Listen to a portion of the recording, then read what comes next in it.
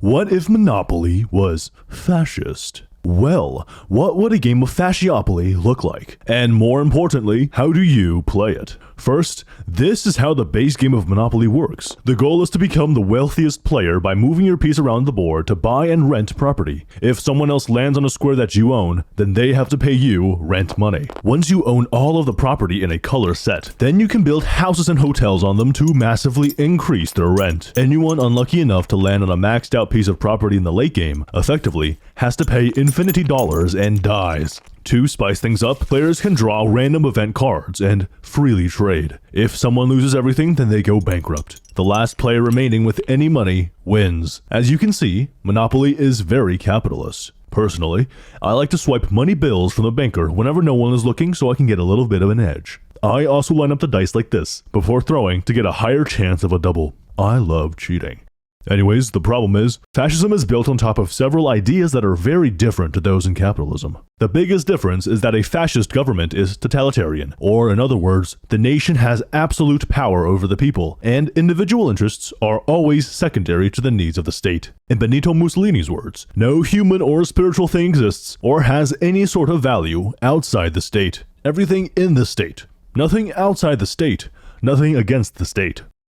In Nazi Germany, the Führerprinzip placed Hitler's word above the rule of law. This means that there is no free market because the state has complete control over the economy. If something does not benefit national interests, then it is either destroyed or seized by the state. People are not allowed to prioritize individual profit, or something like owning every piece of property, over national productivity. Military conquest of other countries is considered to be necessary for national vitality and growth. Also, any and all opposition is eliminated through censorship and violent suppression. The end goal of fascism is national rebirth, specifically, according to the Doctrine of Fascism, 1932, to end the decadence and corruption caused by democracy and capitalism, and to resurrect the nation as a unified, spiritually pure, militaristic, and self-sufficient superstate.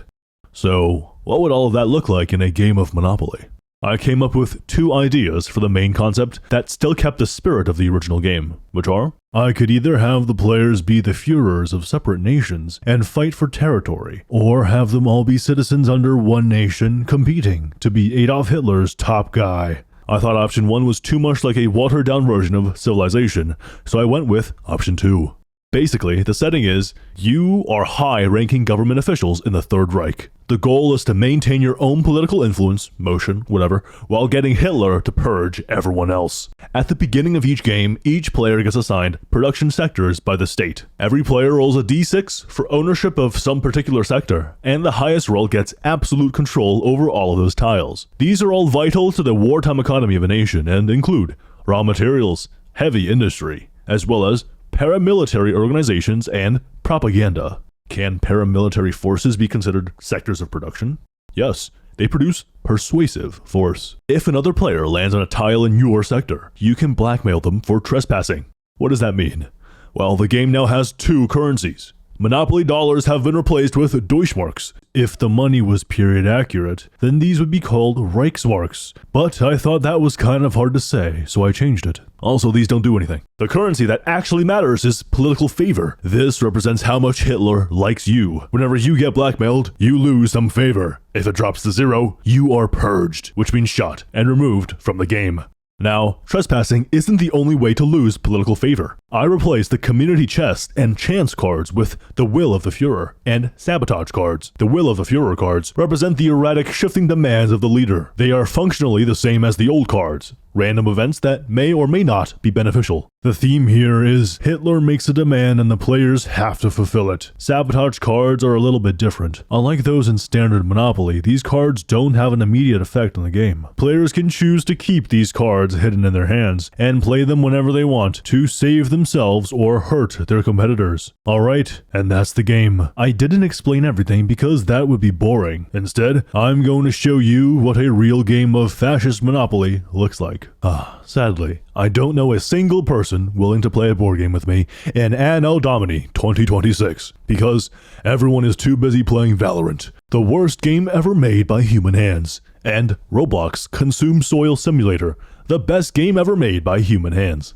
So I'm going to play with Grok AI. To start off, I pick the hat. my favorite piece, and the AI decided on the boot, which is also a respectable choice. We roll to see who gets control of which sectors. Of course, because I was mewing and had optimal tongue posture, I was able to mog the AI and get majority ownership of the sectors. The problem is, the AI got the uranium and heavy water properties, which can one-shot me if I land on them. At this point, the AI thinks I'm cheating, even though he has the best tiles in the game, and starts calling me Fraud Boy. Okay, here's a little bit more info about the rules. In Fascist Monopoly, the price of labor is 0 because of the work camps. So houses and hotels, I'm gonna call them workshops and factories, are free to build. This is kind of overpowered, so I limited the number of new buildings to 1 per turn. Also, I never said what the properties actually do because I had completely forgotten about them before this point. So I tapped out and quickly made a comprehensive brochure in Photoshop. Then I ported it over to Tabletop Simulator in the middle of our game.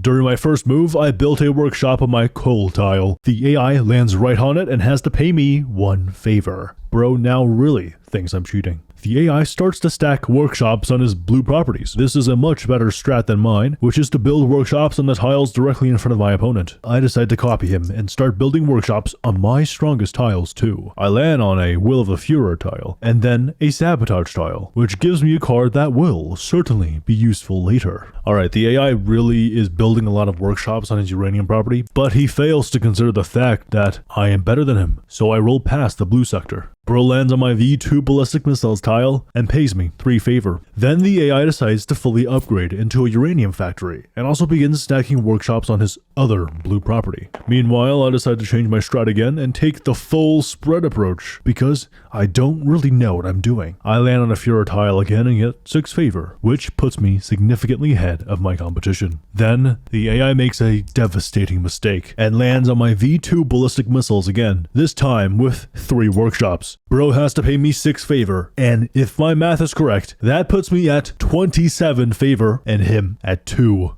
I am currently Hitler's top guy. I also realized that my spreading strat was actually the optimal play because there is no point stacking multiple workshops on the same tile for big damage when my opponent only has 2 favor. Suddenly, I almost get sent to labor camp, but just in time, I reveal my Sabotage card, which means I don't have to go.